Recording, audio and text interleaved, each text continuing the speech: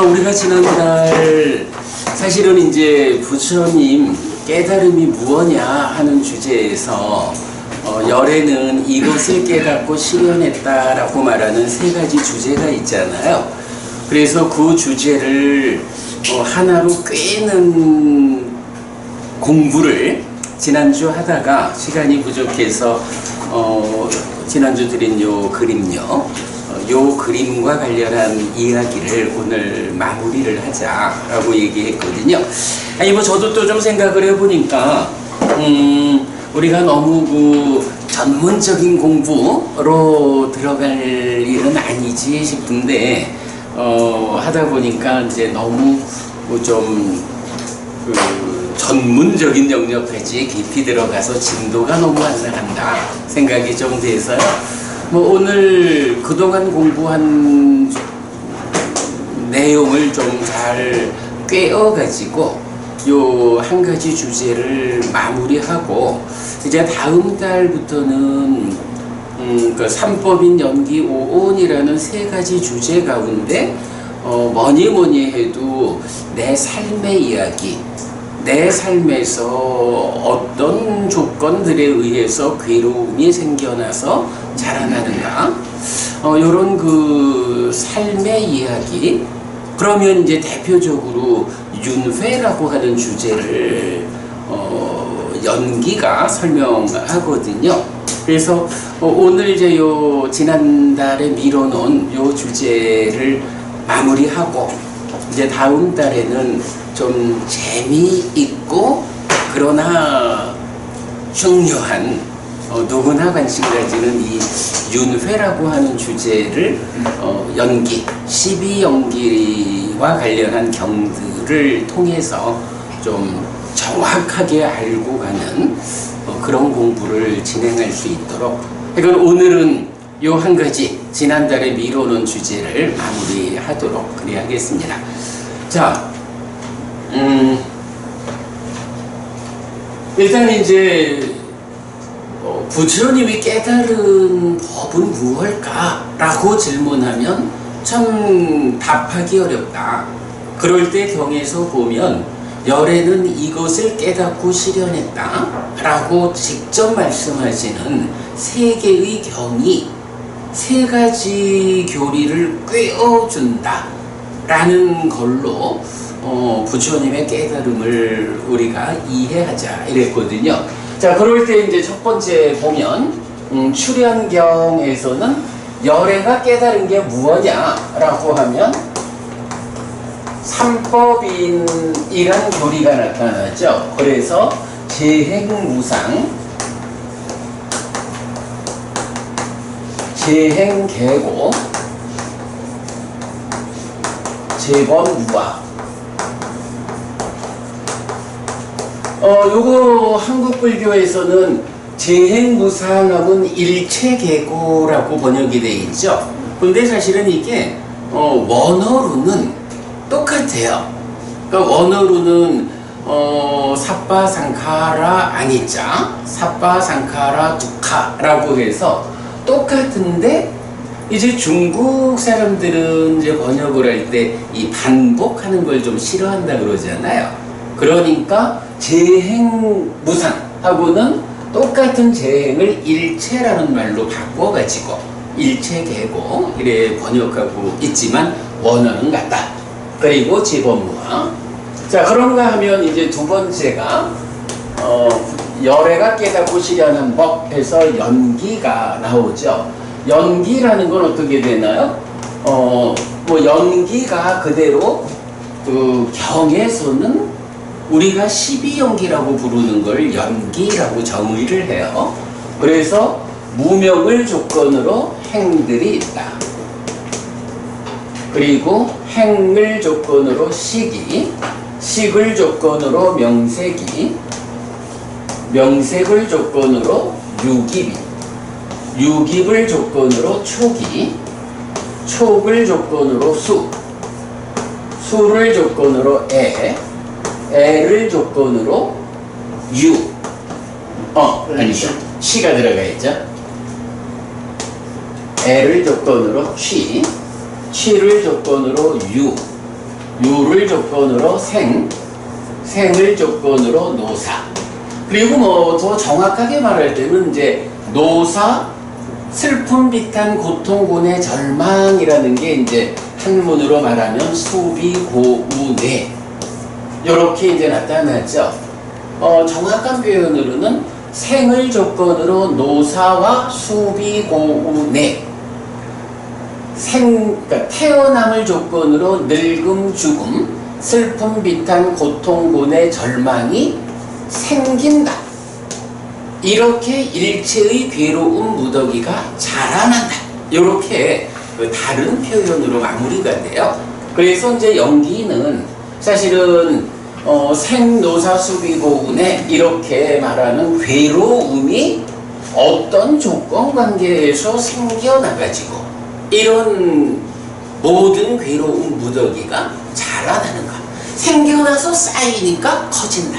이런 의미가 되겠죠. 뭐 요렇게 이제 연기가 정의되어 있고요. 그 다음에 부처님 깨닫고 실현한 법 세 번째가 오온에 대한 이야기로 나오죠.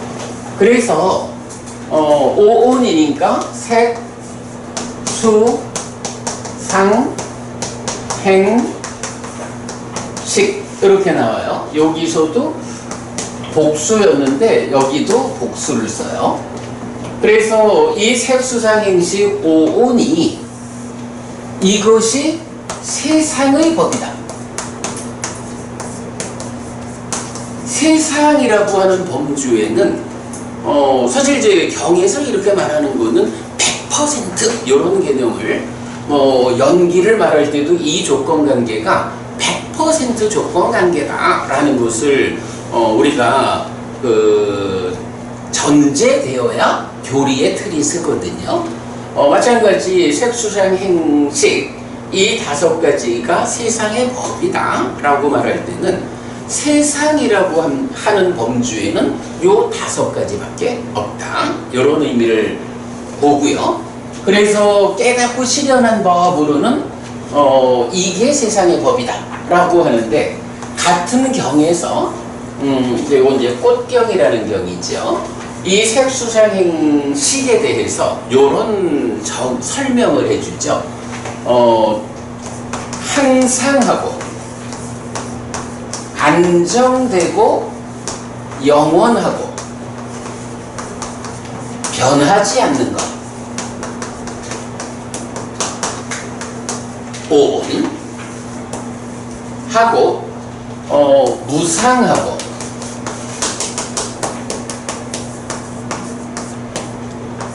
요 2개를 이제 말하자면 묶어가지고 고고 그 다음에 변하는 오온 이렇게 2가지로 구분을 해가지고 세상에는 이런 오온은 없다. 요렇게 선언을 하죠. 그리고 이런 오온은 있다. 세상에 있는 세상의 법이 100% 오온인데 이 오온 중에 항상하다, 안정되고 영원하다, 변하지 않는다. 요런 성질을 가지는 것은 없다. 무상하고 고고 변하는 성질을 가지는 오온은 있다. 라고 해서 무상고 변하는 요것이 오온이 가지는 그 보편적 성질이다. 이런 걸 말해주거든요. 아마도 우리가 이렇게 봐도 될 거예요. 변한다라는 말이 있잖아요.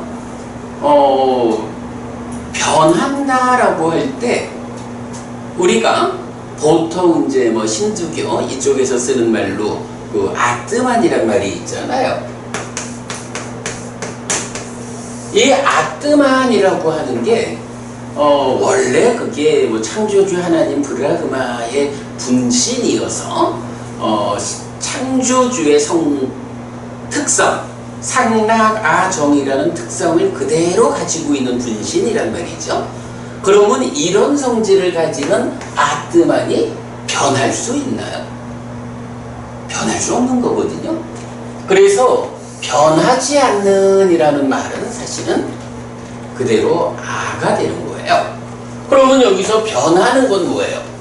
창조주 하나님 브라흐마가 실제로 있다면, 그래서 그의 실제적인 분신이 있어서 아트만 이렇게 선언된다면 그게 변할 수 없는 거거든요. 그러면 변한다라는 건 뭐예요? 이거는 아트만이 아닌 거예요. 이렇게 써야 되죠. 근데 이제 중국에서는 번역을 할 때, 요 아트만, 이제 우리 빨리어로는 아딴 이렇게 쓰는데, 요것의 반대말, 그러니까 부정어, 아딴 해서 안아딴 요래하면 이게 그냥 의미는 그거예요. 변하지 않는 그런 본질적인 아가 아닌 것. 요렇게 설명이 되는 건데, 요거를 중국에서는 이제 없을 무자로 번역을 했죠. 그래서 우리가 잘 알고 있는 무아라는 개념이 나타나죠. 특히 일본 학자들을 중심으로 무아가 맞냐 비아가 맞냐 뭐 이런 비아 논쟁이 많이 있다 하는데, 생각해보면 뭐 문제거리도 아니에요. 그냥 아트만 아닌 것을 번역을 무아로 했다. 그냥 이렇게 보면 되고요. 자, 그래서 일단 이제 오온이라는 것은 이렇게 무상하고 고고 변하는, 달리 말하면 비아 무아인 요런 성질을 가지는 것은 있고, 그렇지 않고 바라문교 힌두교에서 주장하는 항상하고 안정 영원하고 변하지 않는 요거는 없다라는 게 부처님의 선언인 거죠. 자, 여기서 우리가 재미있게 하나 볼 수 있는 것, 없는 것을 설명할 때는 항상하다, 안정되다, 영원하다, 변하지 않는다, 네 가지로 말을 하고 있어요. 그런데 있는 것, 그러니까 존재하는 것들의 실제적인 모습을 말할 때는 무상, 고, 변하는 세 가지로 말하고 있어요. 그러니까 상과 무상이 대응하고 변하지 않는 것과 변하는 것이 대응하는. 그러면 어떤가요? 이제 여기서 우리가 발견하는 게 괴로움이란 말을 하거든요. 그죠? 결국은 불교도 부처님의 가르침도 우리 알지만 예전에도 지금도 나는 오직 고와 고멸을 꿰뚫어 알게 한다 라고 해서, 부처님 나의 가르침이라는 것은 고와 고멸, 괴로울 것인가 괴롭지 않을 것인가, 괴로울 것인가 행복할 것인가, 이것에 대한 가르침이다 라고 부처님은 다양한 어떤 존재성의 문제보다도 지금 그대가 괴로운가 행복한가, 어떻게 그대가 괴롭지 않고 행복할 것인가, 이게 부처님 가르침의 본질이라는 거죠. 자, 그럴 때 그 괴로움이라는 게 무엇냐? 꼬집으니까 아파. 기타 여러 가지 살아가면서 겪어야 하는 아주 실존적인 구체적인 아픔들, 이런 것을 괴로움이라고 하는가? 물론 그런 것도 괴로움에 포함되죠.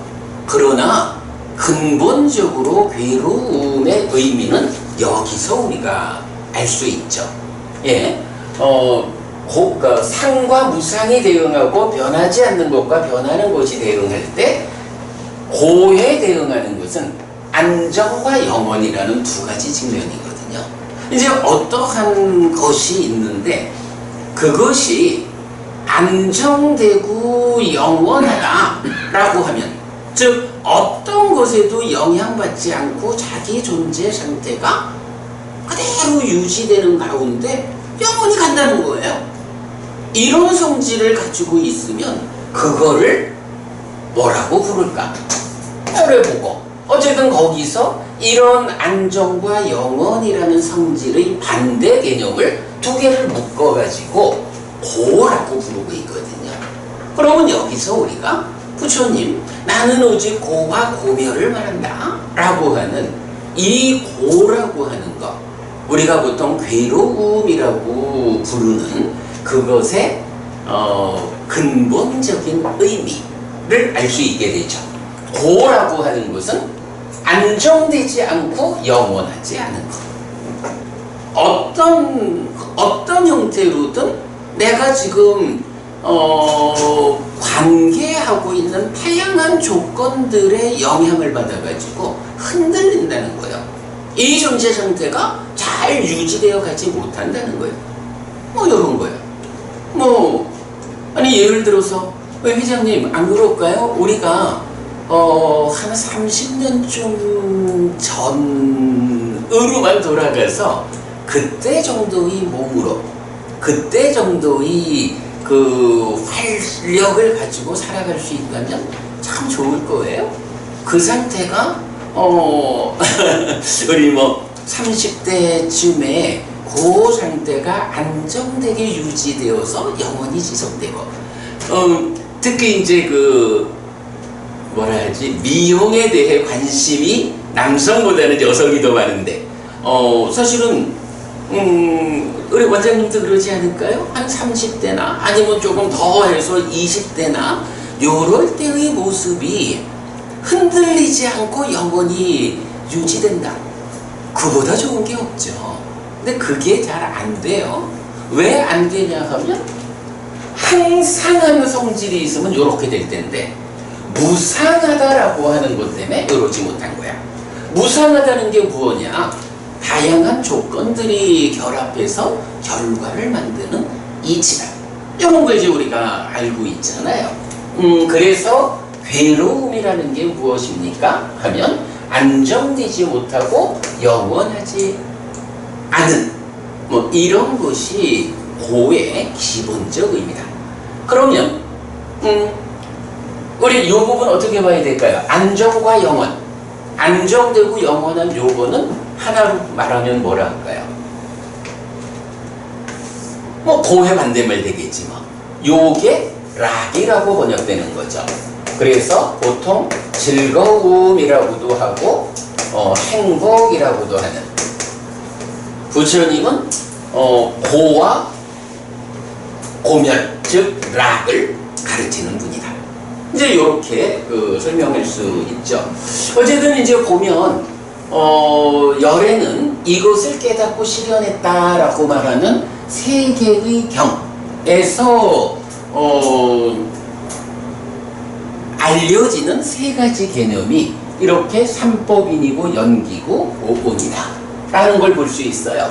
자, 요 상태에서 이제 우리가 고와 락이라는 개념을 요래 보았다면 이 개념도 하나 볼 수 있죠.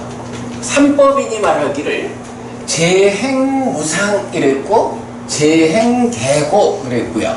재법무아 이랬거든요.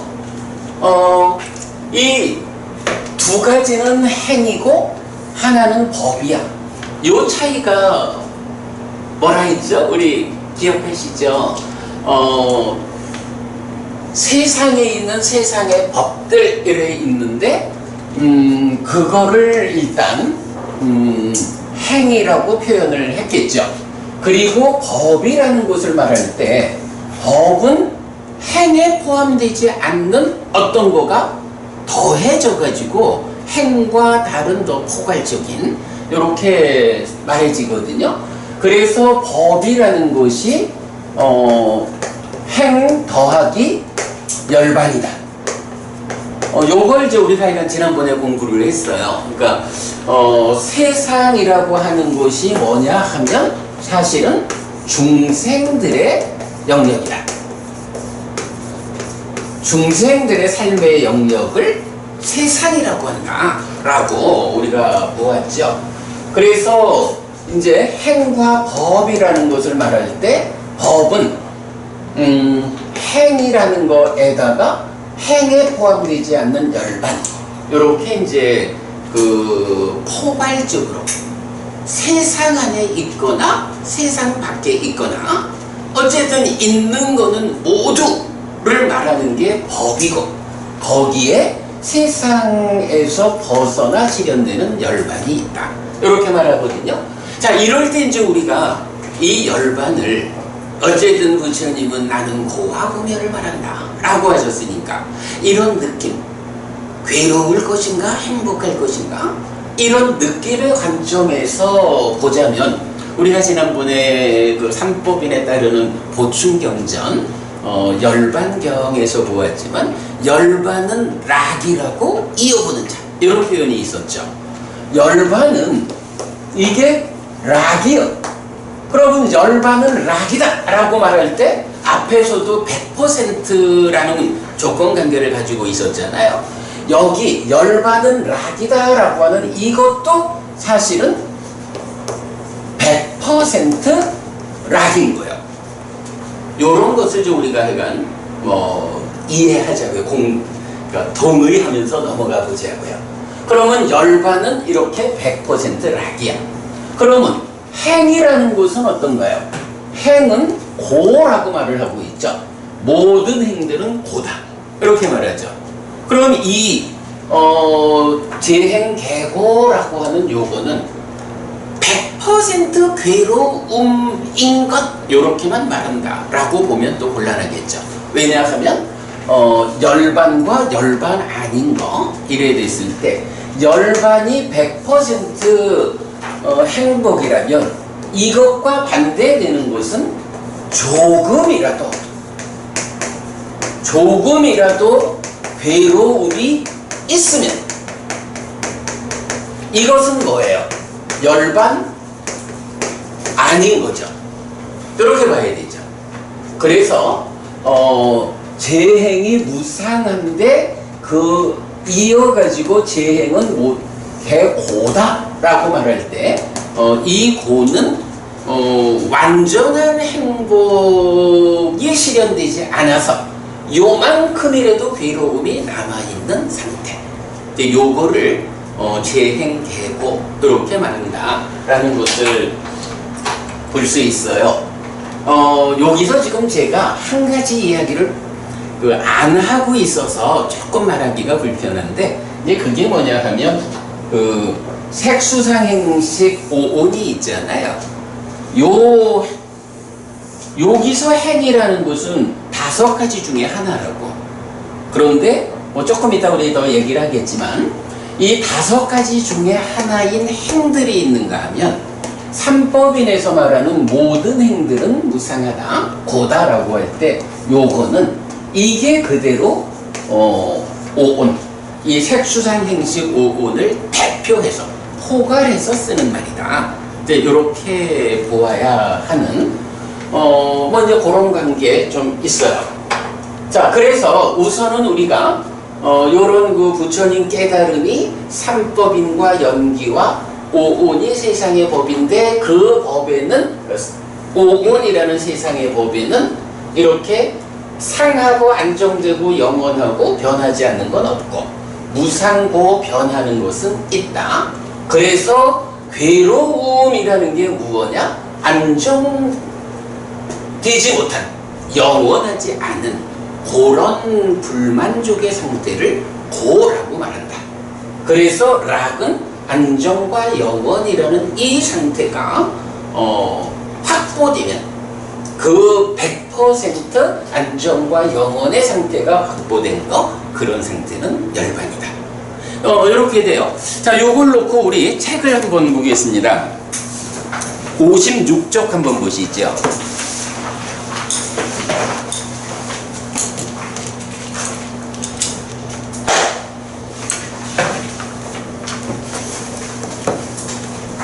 자, 56쪽 보시면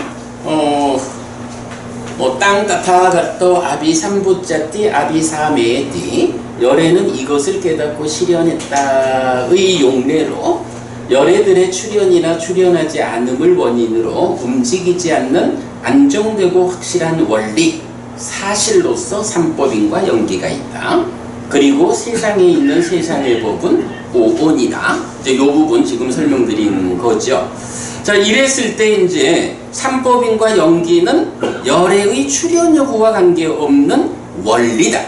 세상에 존재하는 원리고 내 삶에 적용되는 이치다. 이제 이런 부분 계속 말하고 있는데, 이제 그 중에 이제 보면 그렇죠. 삼법인이라고 하는 이 재행 제법의 관계는 세상에 있는 모든 것 또는 세상을 벗어나 실현되는 열반까지를 포함해서 있다라는 모든 곳에 모든 것에 적용되는 어떤 존재성, 조건성, 이제 이런 부분에 대한 부처님의 설명인 거예요. 그런가 하면 연기라는 것은 무명으로부터 시작해서 이 오는 게 아까 말씀드렸지만 결국은 태어남을 조건으로 노사, 이런 내 삶에서 생로병사하고 슬픔, 비탄, 고통, 분해, 절망이라는 내 삶에서 괴로움이 생겨나는 있는 것들 모두에 대한 원리라면 그 중에 내 삶에 특화된 원리로서의 조건성. 그래서 내가 어떻게 태어나서 그 조건이죠. 어떻게 태어나서 그 태어남을 조건으로 노사가 있느냐, 이렇게 내 삶에 특화된 괴로움의 조건관계, 요거를 이제 연기라고 말한다라는 거고요. 그 밑에 그림을 한번 보겠습니다. 제가 지금 요 설명하면서 결국은 고와 락 이렇게 표현하고 있잖아요. 고와 락의 측면에서 삼법인을 이렇게 그림으로 그려봤거든요. 보면 고의 영역이 있고 락의 영역이 있고, 그 다음에 100% 락이라는 열반의 영역이 있는 거예요. 그러니까 열반이 있고, 그러면 이제 열반 하나를 빼놓고 나면 나머지는 고의 영역인데, 이 고가 100% 괴로움이다 이렇게 말하는 건 아니죠. 고의 영역의 가장 끝에 있는 지옥은 요건 100% 고야.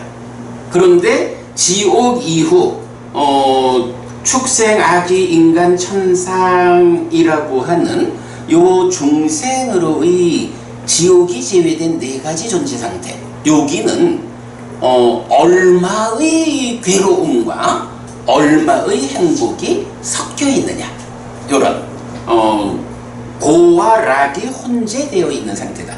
여러분, 우리 인간이잖아요. 인간의 삶도 어때요? 우리가 살아가면서 100% 괴롭거나 100% 행복한 요런 상태는 아니죠. 100% 괴롭다 그러면 우리가 지옥에 태어나 있을 거예요. 사람들이 말은 사는 게 다 지옥이고 이래 말하지만, 그래도 사실은 우리가 괴로움 가운데 상당 부분은 행복, 즐거움을 느끼고, 그 즐거움이 동력이 되어가지고 우리가 더 삶을 유지해가는 거거든요. 요렇게 그런 상태에서 이제 얼마만큼 더 괴롭고 얼마만큼 더 행복하냐 하는 게, 100% 괴로우면 지옥, 괴로움이 훨씬 많은 상태 축생,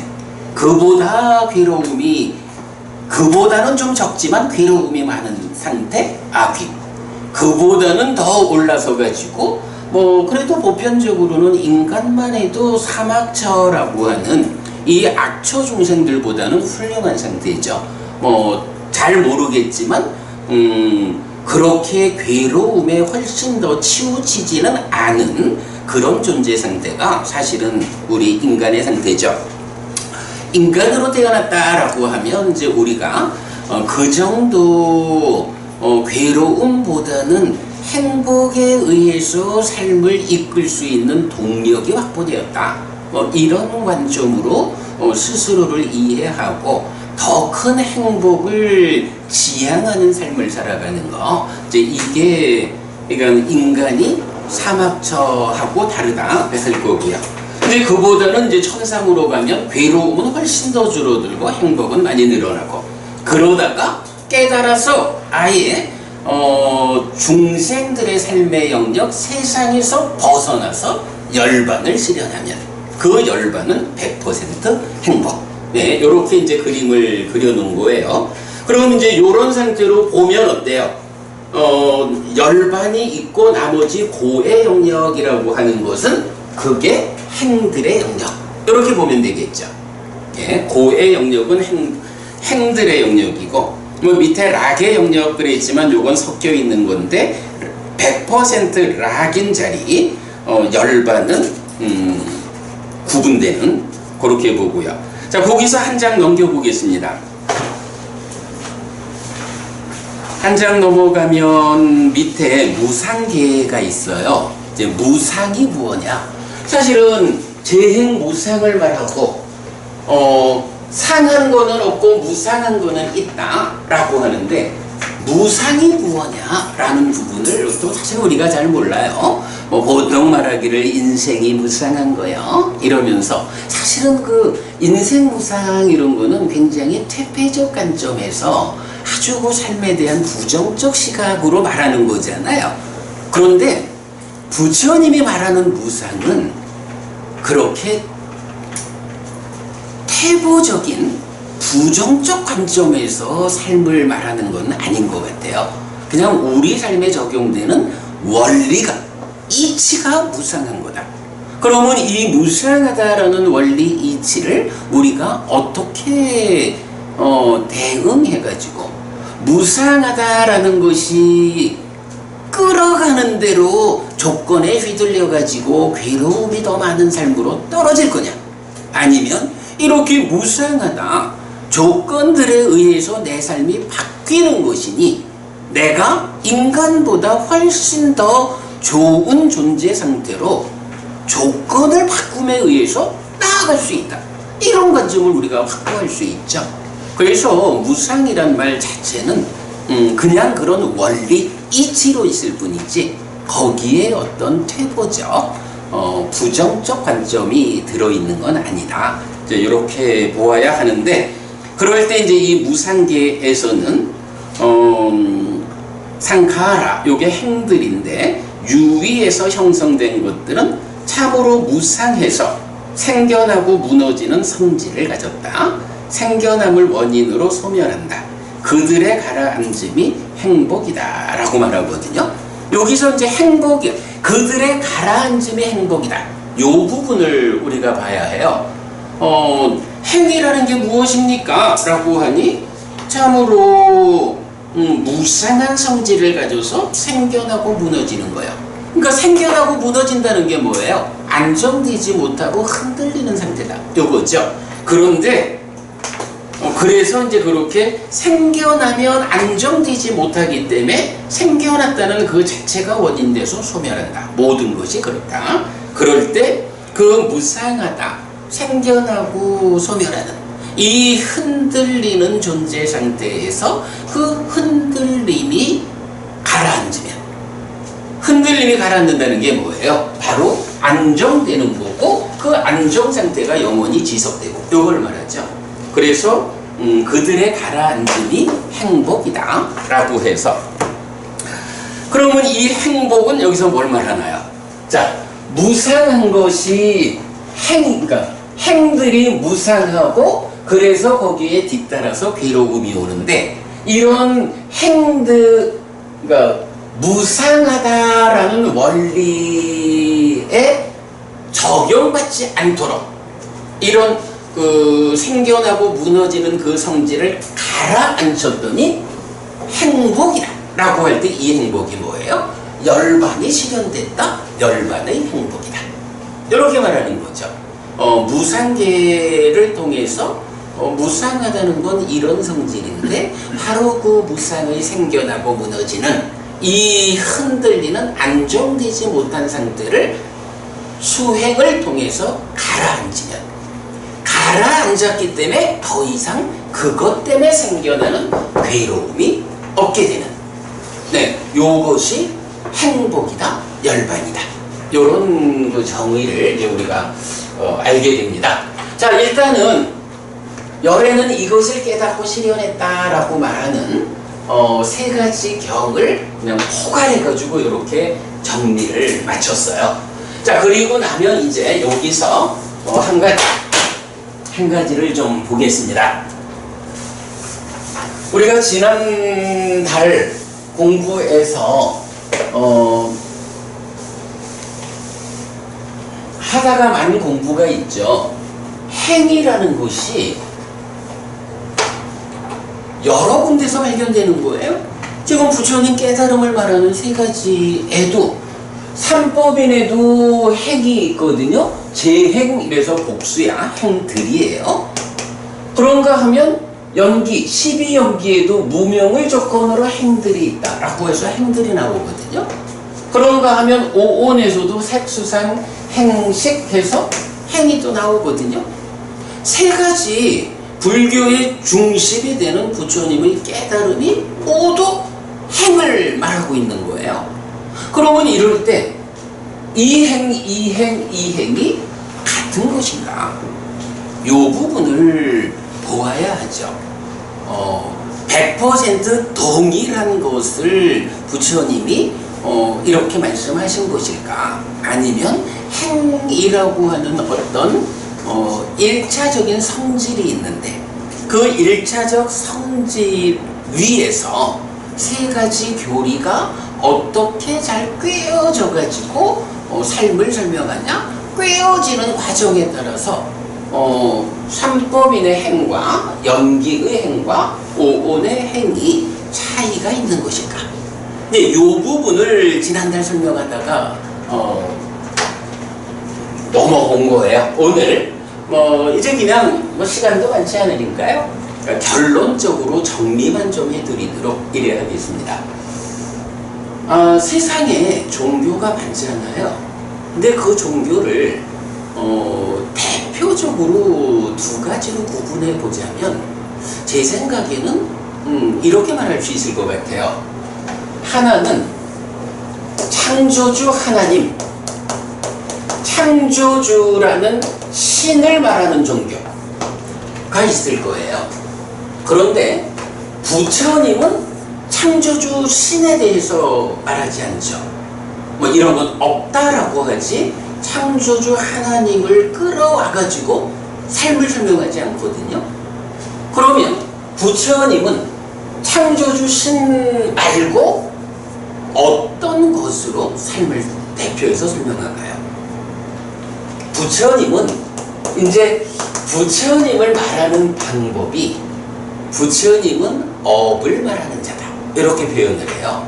특히 이제 그 외도의 수행자들이 부처님을 지칭할 때 그 사문고다마는 업을 말하는 사람이고 결실 있음을 말하는 사람이에요.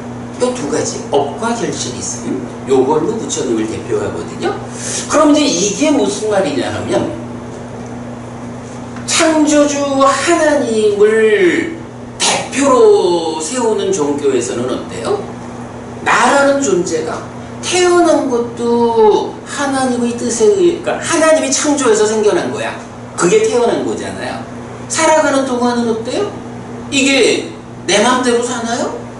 그분들의 교리에 의하면 하나님의 뜻대로 살아가는 거잖아. 하나님이 의도하는 대로 잘 따라서 살면 그래 너 착하게 살았다 해서 죽은 뒤에 어떻게 돼요? 하나님 곁에 태어나서 영생을 누린다. 뭐 이렇게 보통 말하잖아요. 하나님 뜻에 그 의도에 잘 부합하지 않게 살았다라고 하면 어떻게 돼요? 너를 창조하신 분의 뜻에 어긋났으니까 그렇게 살다 죽은 뒤엔 지옥 간다. 이런 식으로 태어나고 살고 죽음 이후의 모든 과정을 그 주인공을 나로 세우질 않는 거예요. 하나님에다 두지. 이게 사실은 창조주 신앙이잖아요. 그런데 부처님은 바로 그 창조주의 그 자리에다가 업을 둔다. 이렇게 보면 타당할 것 같아요. 그게 사문고다마는 업을 말한다 라는 의미거든요. 그래서 이제 보면 이제 제가 이제 그 나는 불교를 믿는다 이 책에 제2부 해가지고 제가 쓴 글 5개가 이제 실려 있어요. 그 중에 5번째 글이 뭐냐 하면 업장소멸이라고, 업장소멸과 관련해서 제가 제법 좀 그 경전에 근거해서 글을 잘 적었어요. 이제 요 글에서 이제 제가 소개하고 있는데, 업에 대한 이해, 예, 업에 대한 이런 이해 위에서 중생은 이렇게 정의됩니다. 라고 부처님이 업에 대해, 그러니까 업과 나의 관계를 어떻게 설명하느냐 하는 표현이 나와요. 그래서 보면 중생들은 자신의 업이고 업을 잇고 업이 근원이고 업을 다루고 업의 도움을 받는다. 이런 표현이 나타나요. 그러면서 또 경에 따라서는 거기에 이어가지고 그런 업이 중생들을 저열함과 뛰어남으로 구분한다. 또는 선하거나 악한 업을 짓고 그것을 잇는다. 라고 해서 대표적인 개념이 뭐냐 하면 내가 누구죠? 너가 누구냐면 너 자신의 업이요. 이렇게 말을 하는 거예요. 창조주 하나님이 나를 창조했다. 그러면 나는 누구냐? 우리 많은 분들이 스스로 피조물임을 인정하면서 살잖아요. 근데 부처님은 하나님, 그러니까 창조주에 의해서 창조된 나 이렇게 말하지 않고 나는 누구냐 하면 자신의 업이다. 중생은 이렇게 말하는 거예요. 내가 전생에 지은 업에 의해서 그 뒤에 나오는 게 업을 잇고 이러거든요. 전생에 지은 업이 있고 그 업을 이어가지고 지금 태어나 있는 거예요.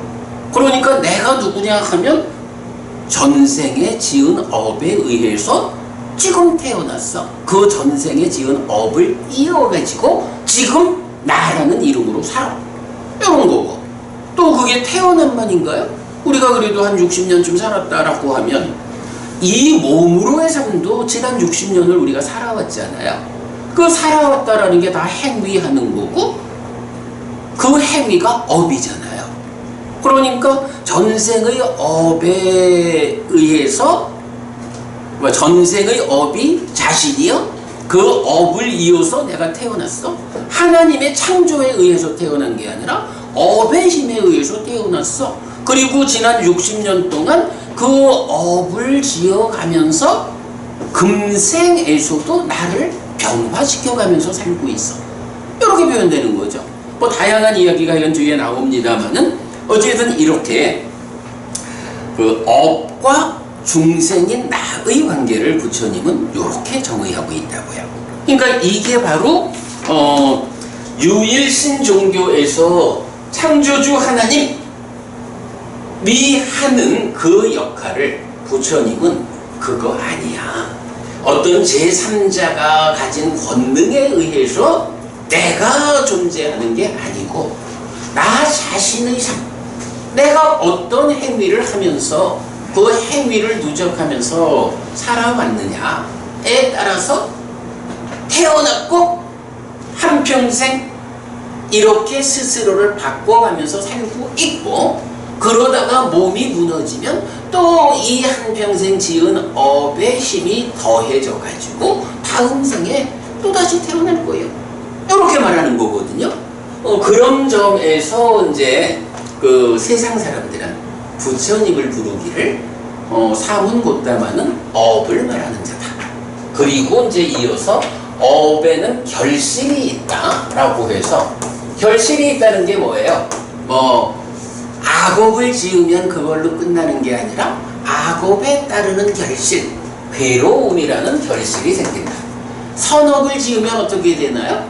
거기에 따르는 행복이라는 업의 결실이 있다. 업이라고 하는 게 있는데 그냥 행위하는 것 뿐이지. 이렇게 말하는 게 아니죠. 여러분 우리가 옛날부터도 듣는 게 업인과보 이런 표현 듣잖아요. 업인과보. 그게 뭐예요? 업을 원인으로 과와 보가 생긴다. 또는 업과 보에는 인과관계가 있다. 이런 식으로도 말할 수 있지만 바로 이렇게 업이라는 거, 나의 행위, 나의 삶이라는 게 그냥 행위하고 끝나는 게 아니라 거기에 따른 결과가 있다. 요거요 재밌어요. 창조주 하나님 신에 의한 신을 중심에 둔 삶을 살면 삶에 대한 책임이 누구 몫인가요? 삶에 대한 책임이 신의 몫이라고. 그런데 이렇게 업에 의한 업을 그러니까 자신이 자신의 업이고 업을 잇는다. 거기에 결실이 따른다. 라고 하면 이런 삶에는 그 삶의 책임이 누구한테 있어요? 업에 있잖아. 업 짓는 자.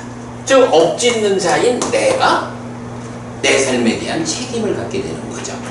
이게 이제 이건 제가 옛날에 그 김수환 추기경님 계실 때 그 천주교에서 그 운동을 했잖아요. 내 탓이요. 이 얘기, 내 탓이요라는 그 한마디 말로 사실은 굉장히 그 한국에서 천주교가 한 단계 더 올라서는 뭐 그런 계기가 되지 않았나 생각하는데, 저는 그런 생각을 해요. 내 탓이요라는 말은 사실은 불교의 입장이요. 그거 김수환 추기경님이 가져가신 것 같아. 아니 사실 그렇잖아요. 그 천주교면은 뭐 창조주 하나님 야훼 이렇게 이제 하나님 이름이, 기독교는 여호와, 천주교는 야훼 이렇게 좀 달리 부르더라고요. 만약에 약간 그리스도교 신자가 자기의 삶을 살면서 내가 삶의 주인공이요, 내 삶에 대한 주체도 나고 책임도 내가죠, 이렇게 말한다 그러면 원칙적으로는 안 받잖아. 그 자리에서 실은 창조주가 있어야 되잖아요. 근데 불교는 어때요? 내가 내 삶의 주인공이고 내 삶에 대한 책임도 내가죠.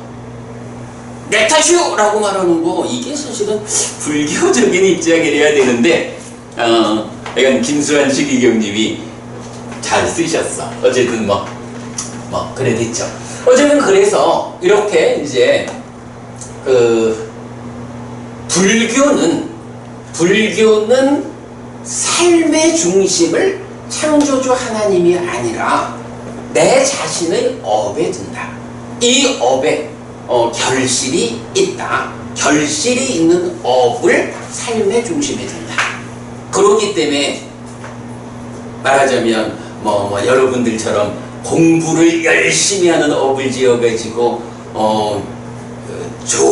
우리 사회에서 존경받는 직업을 가지고 있다 하면, 그게 사실은 근거 없이 여러분들이 존경을 받고 보편적으로는 경제적으로도 좀 여유가 있고 하는 게, 그게 그냥 남들이 갖다 준 거 아니잖아요. 사실은 우리가 중고등학교 다닐 때 그래도 의대를 가기 위해서 공부한 사람들의 그 업이 다른 업을 지은 사람들보다 이 공부의 관점에서 더 큰 성과를 내는 업을 지었으니까, 그런 결실로 여러분들이 의사가 되셨다 이렇게 말해야지, 그냥 부잣집 아들이라서 의사 됐어 이럴 순 없잖아요. 혼자 이건 그건 여담이고, 이제 그렇게 볼 수가 있어요. 그래서 하여간 불교가 업을 중심에 둔 종교다, 이제 이렇게 보고요. 자, 이럴 때 이 업이 경에서는요. 자, 회장님, 아라한도 업을 짓나요?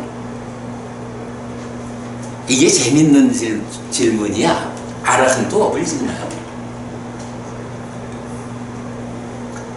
업을 짓겠죠. 업을 짓는데 감옥하겠죠. 그거죠. 예, 바로 그거죠. 그래서 사실은 이 업이라는 게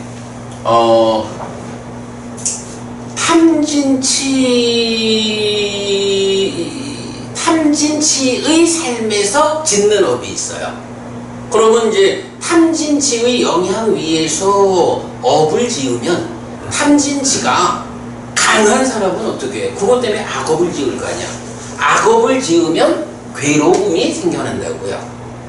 그런데 중생들은 아직까지는 다 탐진치가 완전히 해결된 건 아니잖아요.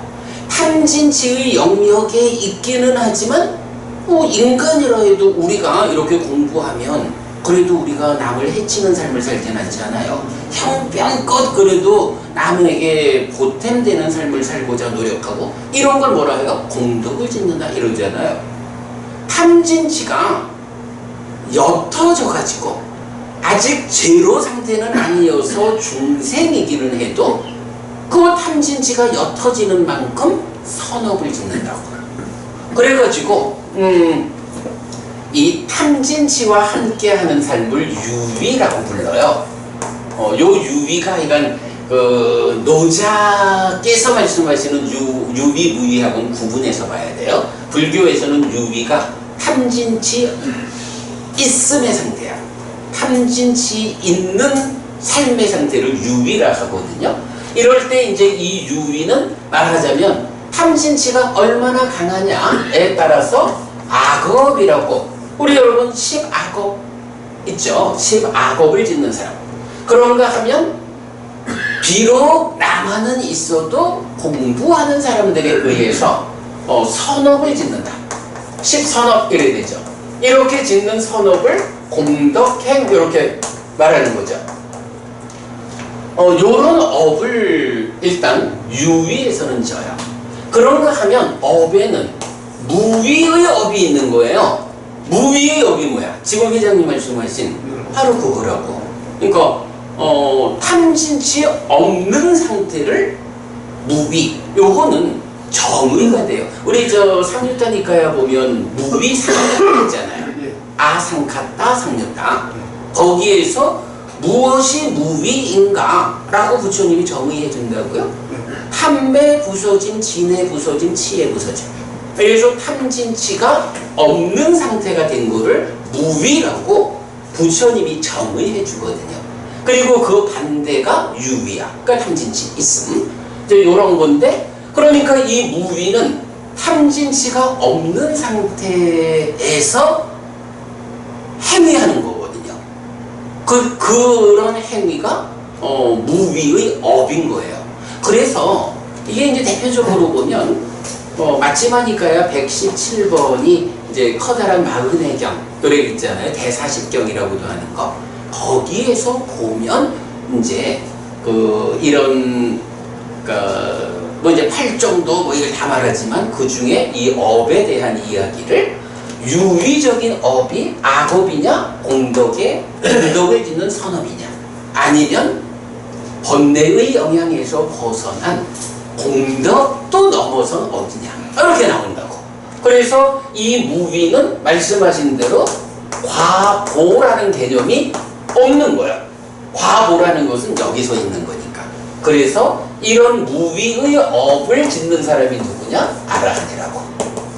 그러니까 아라한이 업을 짓나요? 이렇게 물으면 사실은 이게 답하기가 쉽지 않은데 요런 측면으로 보면 업을 짓는 거예요.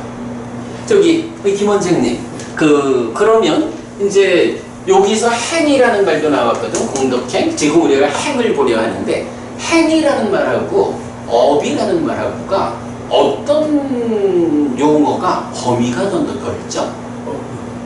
왜 업이 더 넓어요? 사실은 우리가 이걸 보려고 하는 거죠. 오온에서 행이라는 말이 나오잖아요. 근데 오온 색수상 행식을 부처님이 정의해줘요. 사실은 이런 중요한 교리들에 대해서 부처님이 이렇게 말은 했는데 그게 무언지 부처님이 정의해주지 않으면 이제 사람마다 자기대로 해석할 거 아니에요. 자기대로 해석하면 그게 부처님이 깨달은 거 아니잖아요. 사실은 용어에 우리 이제 이 독송집 여기에서도 4장으로 가면 제4장 가면 용어정의 분석경열에 나오잖아요. 요 행들에 대해서 부처님이 정의를 해주는데 요거 경이 그렇게 말해. 유위에서 형성한다고 해서 행이다 라고 해서 참 주목해야 되는 게 그거야. 유위에서 형성한다. 형성한다라고 하면 뭐가 되겠어요? 결과를 만드는 이기겠죠. 그죠? 어떤 사실 이제 오온의 행은 신행, 구행, 의행 이래서 몸과 말과 마음으로 행위하는 요게 이제 나오죠. 그러면 그렇게 몸과 말과 마음으로 행위를 하는데 모든 행위를 말하는 게 아니라 요 무위적인 아라한의 행은 배제하고 정의 자체가 상카따 마비 상카론띠띠 상카라 해가지고 유위에서 형성한다고 해서 행위다. 형성한다니까 결과를 만든다. 이렇게 보면 되겠죠. 그래서 요게 오온의 행인 거예요. 요 개념을 보는 일이 사실은 중요해요. 저 옛날에 어떤 그 이제 초기 불교 공부하는 분들을 이제 우리가 주로 만나게 되죠. 어떤 분이 저보다 뭐 제가 자라 해도 뭐 저야 출가가 늦었으니까 저보다 훨씬 먼저 초기 불교를 공부한 분인데 얘기하다 보니까 아라한이 어떻게 업을 짓냐고 막 열을 내는 거예요. 경이 그렇게 말을 해요. 웃기지 말라고만 그러는데 사실은 아라한이 업을 짓는다라는 이 부분을 이해하지 못하면 깨달음이 무언지를 말할 수 없다고. 그죠? 탐진치 없는 사람. 그러니까 이제 비원장님이 결국 업과 행 어떤 게 더 범주가 넓으냐라고 하면 업은 유위 무위를 포괄하고 행은 무위는 배제된 유위적인 업이라고. 네, 이런 점에서 행이 업보다 범주가 작다. 그리고 하여간 그렇게 오온의 행이 요거다. 유위에서 형성한다. 그런데 이 오온의 행은 어떤 것이 있냐 하면 경에서는요 신행, 구행, 의행이라는 말이 나와요. 그러면서 까야 상카 땅 아비상카론티 이래서 오온의 행을 말할 때는 반드시 신행, 구행, 의행을 형성한다라는 요 아비상카론티라는 말이 같이 나와요. 요게 이건 저도 주목을 해서 찾아보니까 그렇더라고요. 오온의 행을 신행, 구행, 의행 이렇게 표현할 때는 반드시 형성한다라는 그 말이 함께 나오더라 하는 걸 이제 보게 돼요. 그래서 어쨌든 이제 오온의 행이 이렇게 중심에 있어요. 자, 그런데 이제 요걸 놓고 경에서 보면 질문, 우리 이제 이 원장님 이렇게요 신행, 구행, 의행 이런 결국은 행위를 하는 거잖아요. 업을 짓는 거잖아요. 신구의로 행위를 하려면 기본적으로 필요한 게 뭐가 있어야 돼요? 기본적으로 무언가가 있어야 그걸로 행위를 해요. 경에 보면 이 부분을 이렇게 말하는 경이 있어. 몸이 있을 때 몸으로 행위한다. 그러니까 신행한다라는 말이 몸이 있을 때 신행한다 이렇게 나오고, 말이 있을 때 구행한다, 의가 있을 때 의행한다 이렇게 해가지고요. 아니 뭐 사실은 생각해보면 당연해. 몸으로 행위한다라고 하는데 몸이 없이는 행위할 수 없잖아요. 그러니까 사실은 필요한 게 뭐냐 하면 유위니까 탐진치라는 게 하나 필요하고요. 탐진치래야 유위적인 행위여서 오온의 행위 되는 거야. 그런가 하면 요거 더하기로 몸과 말과 마음이 있어야 오온의 행을 할 수가 있는 거예요. 자, 이럴 때 여기서 이제 중요한 게 오온의 행에서는 요게 하여간 이제 경들에서 보면 신행, 구행, 의행 나오는데 요렇게 몸이 있어야 되고 말이 있어야 되고 마음이 있어야 된다. 요런 관점을 말할 때는요 이제 조금 다르게 나타나거든. 그러면 이거는 어떻게 생각했어요? 우리 이제 마음 심자, 이 마음이 있잖아. 원장님, 이 마음은 이거 저기 심본 뭐 이래든가 그 마음이 근본이 된다 이렇게 말을 하잖아요. 이 마음은 생겨나는 걸까요? 생겨나지 않는 걸까요? 생겨나나요? 아니 여쭤본 거야. 생겨난다고 생겨난다고 생각하시네요. 아니 그런데 우리가 저도 이제 그 뭐 우리 어른들하고 대화를 하다 보면은 공부가 잘 재밌게 진행되다가 이게 조금 깊은 영역으로 들어가가지고 막 대화를 하다 보면 나중에 가가지고 우리 그 어른 스님들하고 걸리는 게 뭐냐 하면 야 마음은 생겨나는 거 아니요. 넌 기실론도 안 보니? 이러면서 마음은 근본이다 이거요. 이거는 생겨나는 거 아니다 이렇게 말하거든요. 그러면 제가 그러죠. 기실론을 보기 전에 스님 부처님이 살아서 직접 말씀하신 가르침을 보셔야 합니다. 부처님은 이 마음이 생겨난다 말하고 생겨나는 게 답이에요. 생겨난다 말하고 심지어는 어떤 방법으로 마음이 생겨나는지 이것까지 부처님이 설명해 줍니다. 이게 전승의 과정에서 해석을 잘못하는 바람에 마음이 생겨난다라고 하는 이 부분 부처님 설명이 불교 안에서 감춰져 버려서 그렇지 이거 뭐 정말 우리가 후대의 교재들 좀 배제하고 부처님 살아서 직접 설한 가르침으로 집중해서 들어가 보면 부처님은 이 마음이 어떻게 생겨나는 것인지를 직접 말해줍니다. 제가 이렇게 얘기하거든요.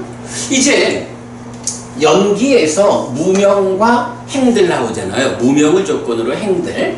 요게 이제 경에서 보면 이렇게 나타나요. 신행, 구행, 심행. 여기서는 의행이었죠. 여기는 심행으로 나타나. 그런데 요거를 해석하는 데에서 이제 이런 후대에 좀 뭐 문제가 생겼는데 요걸 이렇게 보면 돼요. 몸을 형성하는 작용, 말을 형성하는 작용, 마음을 형성하는 작용. 요 형성하는 작용이라고 하면 그게 뭐가 돼요? 몸과 말과 마음이 있을 때 행위하는데 이 몸과 말과 마음이 원래 있는 거야? 그럴 순 없지. 만약 이게 원래 있는 거다 생겨나는 게 아니다라고 하면 이 자체가 아뜨만이 되어야 되잖아요. 그러니까 그렇게 되면 부처님이 모든 게 다 무한데 그 중에 마음은 그러니까 몸과 말과 마음은 아뜨만이여 생겨나는 거 아니요. 이렇게 말하게 돼버린다고. 이럴 수는 없고요.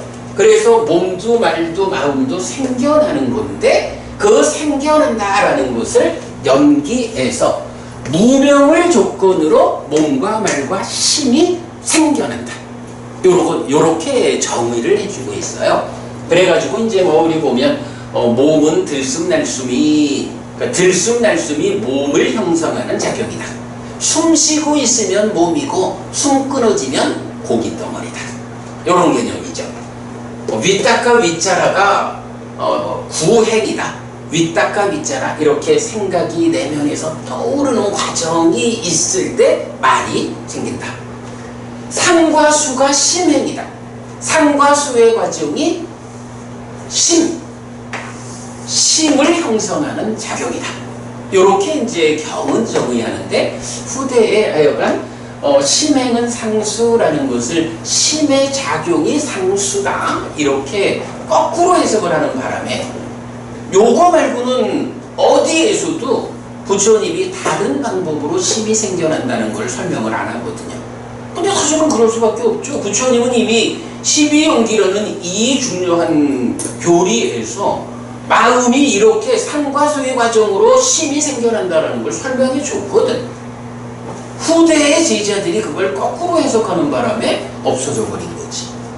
그러다 보니까 부처님이 이 마음이 어떻게 생겨나는지 설명해 주지 않았다. 그러므로 후대로 가다 보면 심은 생겨나는 게 아니다. 뭐 이런 식으로 변화가 됐을 수 있죠.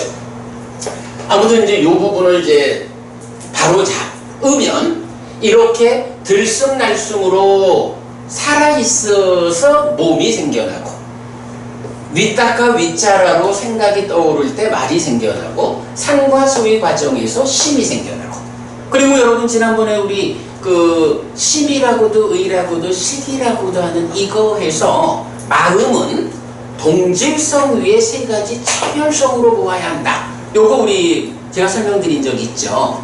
그때 그 심하고 의하고의 차이를 말했죠. 심의식 중에 심은 행위하는 마음을 말하고 식은 인식하는 마음을 말한다. 이 두 가지가 모두 몸과 함께 작용할 때는 의라고 한다. 요 얘기 했잖아요. 심이, 요 마음, 심이 생겨났는데 삶의 과정이 진행돼서 몸과 함께하는 자리에 가면 의라고 부르는 거예요. 의가 있어야 의행을 하는데 그 의라는 것은 심이 생겨나서 몸과 함께한 상태에 오면 의여. 심이 생겨나는 것만 알려지면 돼. 이렇게 되죠. 그래서 연기, 12연기의 심행은 몸과 말과 심이 형성되는. 그래서 그렇게 생겨나서 몸과 말과 마음이 있을 때 신행, 구행, 의행을 한다. 연기의 행들 그리고 오온의 행들. 자, 그리고 나면 이제 교재에 있습니다만은 그 오온을 정의할 때 이제 요 오온의 행들은 유위에서 형성한다고 해서 행들인데 이어가지고 뭐라고 나오냐면 색을 색의 속성을 위해서 형성하고 수상행 식을 식의 속성을 위해서 형성한다라고 해서 이 형성한다라는 행이라는 개념이 색, 수상행, 식, 오온 모두에 적용되는 거야. 그러면 요거 이렇게 말할 수 있지 않을까요? 색이라는 것이 형성작용을 거쳤어. 그러면 색의 속성을 위해서 형성된 것, 수의 속성을 위해서 형성작용을 거쳐서 형성된 것, 이런 식으로 결과를 말할 수 있죠. 그러면 색을 대상으로 형성된 것 내지 식을 대상으로 형성된 것 이러면 색, 수상, 행식, 오온 모두에서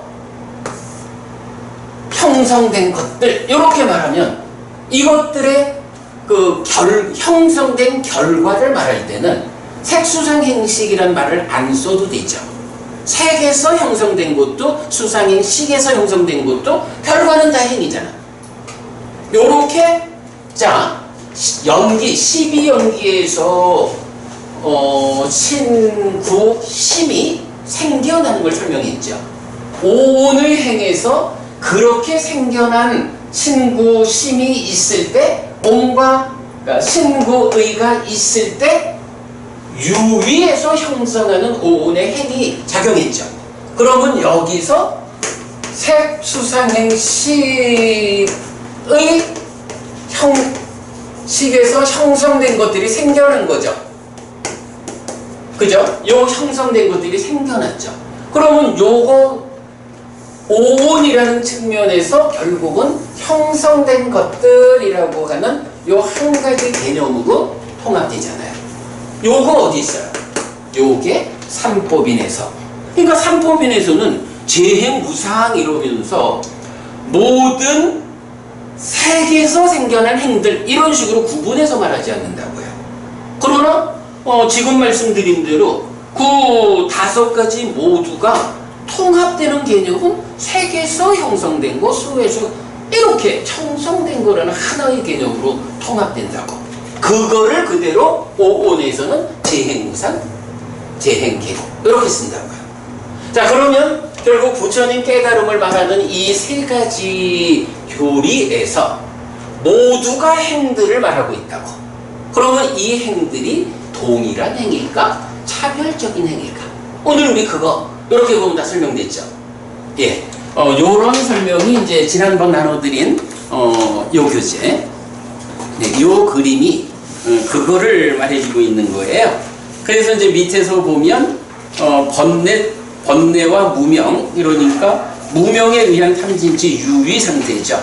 그래서 신행, 구행, 심행, 12연기의 행에서 신구, 심을 형성하는 작용 해서 신과 구와 심이 생겨났어. 생겨난 심이 삶의 과정이 진행되면서 몸과 만나면 의가 됐어. 그랬더니 오온의 행으로 신구의의 유위적인 행위를 하면 여기에서 생겨난 것들, 형성된 것들, 그것이 삼법인의 행들 해서 재행무상 재행계고, 그리고 요거죠. 무위 여기서 뭐가 나오는 거예요? 열반이라는 개념이 여기에 있죠. 그래서 이렇게 형성된 것들로의 행, 그리고 열반이 더해지면 재번 무아, 이렇게 결과되겠죠. 예, 시간을 조금 초과한 것 같네요. 오늘 이렇게 지난 한 두세 달 정도를 이 부분에 우리가 좀 묶여 있었던 것 같은데요. 오늘 전체적으로 꿰어서 정리했고요. 이제 다음 달에는 이제 12연기에 대한 보충경들 통해서 윤회라고 하는 이 주제, 사실은 모르고 살아가지고는 올바른 삶을 살 수 없는 주제죠. 네, 다음 달에는 연기, 윤회 이 주제로 넘어가도록 하겠습니다. 수고하셨습니다, 여러분. 자리에서 일어나서 담배 올리도록 할게요. 결정적인 강의 아니고 담배 올리겠습니다.